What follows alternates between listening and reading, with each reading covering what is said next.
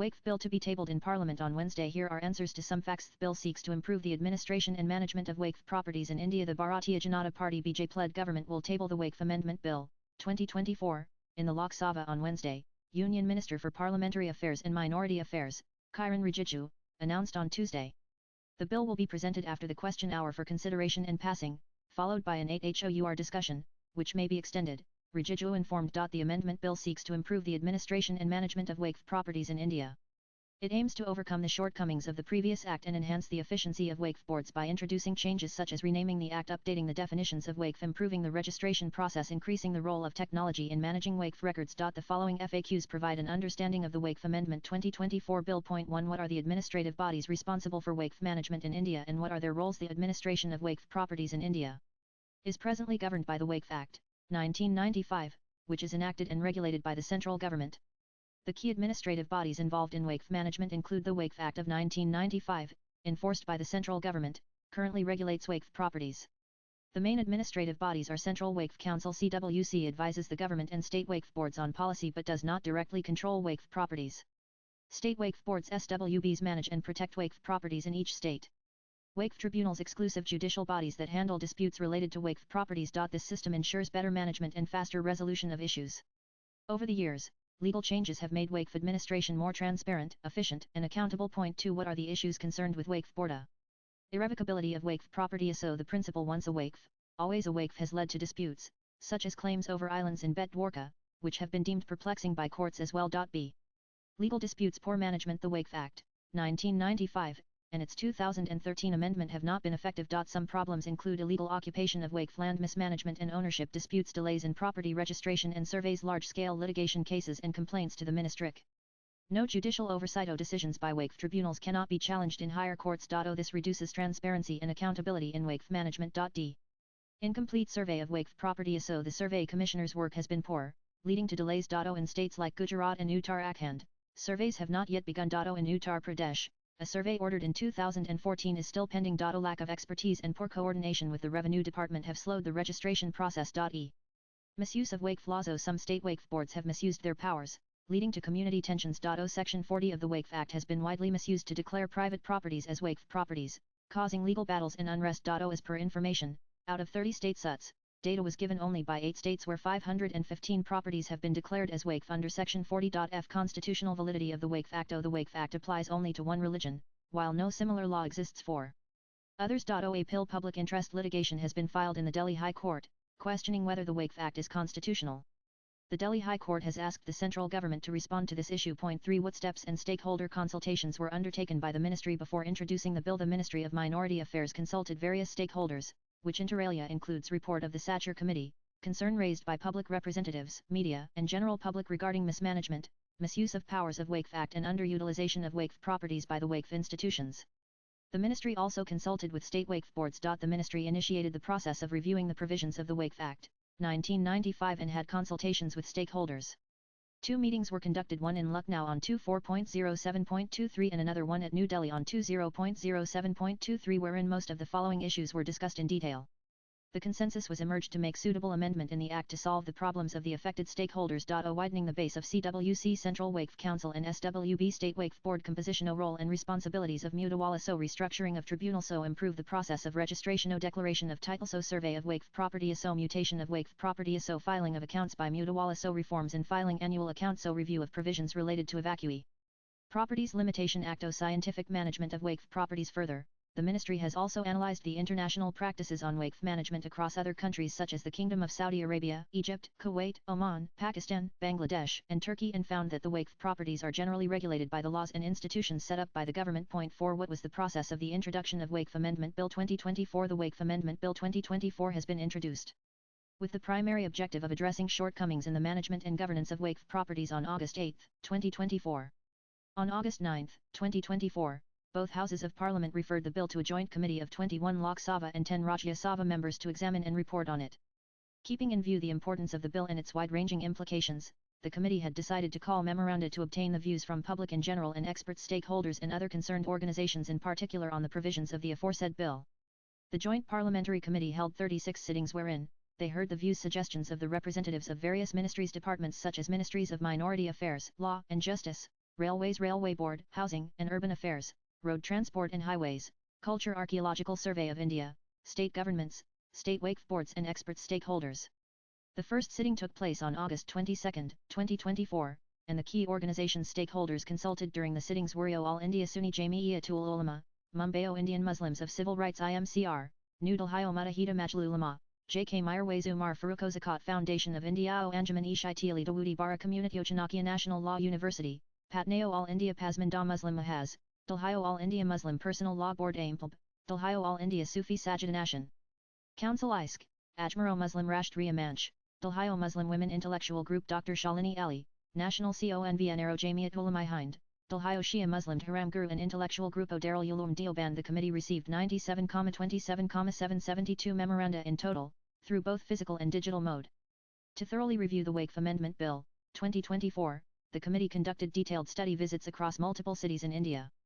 These visits helped members engage with stakeholders, assess ground realities, and gather region-specific insights on Waqf property management. The details of the study visits in 10 cities are as under: September-October 26, 1, 2024 Mumbai, Ahmedabad, Hyderabad, Chennai, Bengaluru November 9, 11, 2024 Guwahati, Bhubaneswar January 18, 21, 2025 Patna, Kolkata, Lucknow. The committee consulted 25 state Waqf boards, 7 in Delhi, 18 during visits to discuss administrative challenges and legal hurdles. Thereafter, the Joint Committee completed a clause-by-clause consideration of all clauses of the bill at their 37th sitting held on January 27, 2025. The amendments moved by the members were put to vote and adopted by majority votes. The adoption of the draft report and authorization of the chairperson to present the report on their behalf. The 38th sitting was held on January 29, 2025. The Joint Committee submitted its report to the Honorable Speaker of Lok Sabha on 31.01.2025 and laid in both the Houses of the Parliament on February 13, 2025.5. What are some of the key reforms of the Waqf Amendment Bill 2024? The proposed amendments under this bill, 2024, are aimed at transforming the Waqf administration in India by ensuring better governance, transparency, and accountability. It seeks to create a streamlined, technology-driven, and legally robust framework for the management of Waqf properties, while also fostering socio-economic development for the intended beneficiaries. Unified Waqf management. Key issues affecting Waqf properties include incomplete survey of Waqf properties. Significant backlog of litigations in tribunal and Waqf boards. Improper account, auditing and monitoring of mutawalis. The mutation of all Waqf properties has not been done properly. 2. Empowerment of Central Waqf Council, State Waqf Board. Inclusion of diverse groups like non-Muslim, other Muslim communities, other backward classes among Muslim communities and women etc. in the decision-making, to enhance representation and efficiency. 3. Efficiency of State Waqf Board. A digital portal and database will automate Waqf registration, survey, mutation, audits, leasing, and litigation, ensuring scientific, efficient, and transparent governance. 4.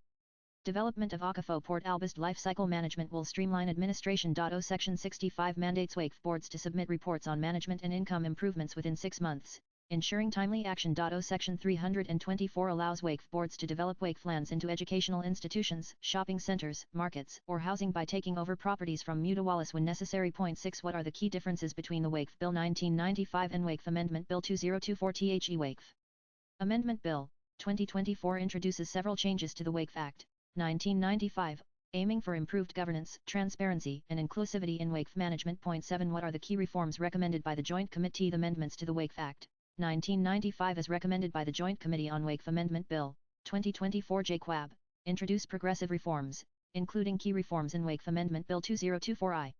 Separation of trusts from Waqf. Muslim-created trusts under any law will no longer be considered Waqf, ensuring full control over trusts. 2. Technology Central Portal. A centralized portal will automate Waqf property management, including registration, audits, contributions, and litigation, ensuring efficiency and transparency. This also efficiently utilizes technology for the automation of Waqf management. 3. Eligibility for Waqf dedication. Only practicing Muslims for at least 5 years can dedicate their own property to Waqf, restoring the PRE 2013 provision. 4. Protection of Waqf by user properties. Already registered properties remain Waqf unless disputed or identified as government land. V.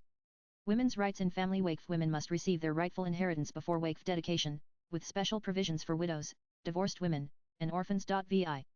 Transparent Waqf management. Mutawalis must register property details on the central portal within 6 months to enhance accountability. 7. Government land Waqf disputes. An officer above the rank of collector will investigate government properties claimed as Waqf, preventing unwarranted claims. 8. Strengthening Waqf tribunals. A structured selection process and fixed tenure ensure stability and efficiency in dispute resolution. Point 9. Non-Muslim representation. 2 non-Muslim members will be included in both central and state Waqf boards to ensure inclusivity. X. Reduced annual contributions. Waqf institutions' mandatory contribution to Waqf boards is reduced from 7 to 5, allowing more funds for charity. Xi. Application of the Limitation Act. The Limitation Act, 1963, will now apply to Waqf property claims, reducing prolonged litigation. Point 12. Annual audit reforms. Waqf institutions earning over 1 lakh annually must undergo audits by state government-appointed auditors. Point 13. Ending arbitrary property claims. The bill removes Section 40, preventing Waqf boards from arbitrarily declaring properties as Waqf, avoiding misuse like declaring entire villages as Waqf. These cases underscored the arbitrary and unregulated power exercised by Waqf boards. To address this, Section 40 of the Waqf Act is being omitted, ensuring fair and just administration of Waqf properties. Point 8. What are some instances of non-Muslim properties declared as Waqf as of September 2024? Data from 25 states' Waqf boards shows that 5,973 government properties have been declared as Waqf. Some examples include, as per MOHUA Ministry of Housing and Urban Affairs in September 2024, 108 properties are under control of Land and Development Office, 130 properties under control of Delhi Development Authority and 123 properties in the public domain were declared as Waqf properties and brought into litigation. Karnataka 1975-2020 40 Waqf properties were notified, including farmlands, public spaces, government lands, graveyards, lakes, and temples. The Punjab Waqf Board has claimed land belonging to the Education Department in Paichala. Examples of other non-Muslim properties declared as Waqf. Tamil Nadu. A farmer in Thirushenthura village was unable to sell his land due to the Waqf Board's claim over the entire village. This unexpected requirement prevented him from selling his land to repay a loan for his daughter's wedding. Govindpur village, Bihar. In August 2024, the Bihar Sunni Waqf Board's claim over an entire village in August 2024 affected 7 families, leading to a case in the Patna High Court. The case is sub judice. Kerala. In September 2024, around 600 Christian families in Ernakulam district are contesting the Waqf Board's claim over their ancestral land. They have appealed to the Joint Parliamentary Committee. Karnataka. In 2024, farmers protested after the Waqf Board designated 15,000 acres in Vijayapura as Waqf land. Disputes also arose in Ballari, Chitradurga, Yajur, and Darwood. The government, however, assured that no evictions would take place. Uttar Pradesh. Complaints have been raised against alleged corruption and mismanagement by the State Waqf Board. Point 9. How is the Waqf Amendment Bill 2024 expected to benefit the poor? Waqf plays a crucial role in serving religious, charitable, and social welfare needs, especially for the underprivileged. However, its impact has often been reduced due to mismanagement, encroachment, and lack of transparency. Some key benefits of Waqf for the poor: digitization for transparency and accountability. A centralized digital portal will track Waqf properties, ensuring better identification, monitoring, and management. Auditing and accounting measures will prevent financial mismanagement and ensure funds are used only for welfare purposes. Increased revenue for welfare and development. Preventing misuse and illegal occupation of Waqf lands will boost revenue for Waqf boards, allowing them to expand welfare programs. Funds will be allocated to healthcare, education, housing, and livelihood support, directly benefiting the economically weaker sections. Regular audits and inspections will promote financial discipline and strengthen public confidence in Waqf management. Point 10. How does the inclusion of non-Muslim members in the Waqf Board and Central Waqf Council contribute to Waqf management, and what is the extent of their role and influence in decision-making? Non-Muslim stakeholders, donors, litigants, lessees, and tenants are involved in Waqf management, making their representation in Waqf Boards and the Central Waqf Council (CWC) are essential for fairness. Regulation of secular activities. Section 96 empowers the central government to regulate governance, social, economic, and welfare aspects of Waqf institutions, reaffirmed by court rulings. Oversight role of Central Waqf Council. The CWC supervises state Waqf boards, ensuring compliance without direct control over Waqf properties. This highlights that Waqf management extends beyond religious aspects to economic and financial regulation. Non-Muslim representation. O state Waqf boards. 2 out of 11 members excluding ex officio can be non-Muslims. O Central Waqf Council. 2 out of 22 members excluding ex officio can be non-Muslims. While decisions are made by majority vote, non-Muslim members can contribute administrative and technical expertise, improving the efficiency and governance of Waqf institutions. Nan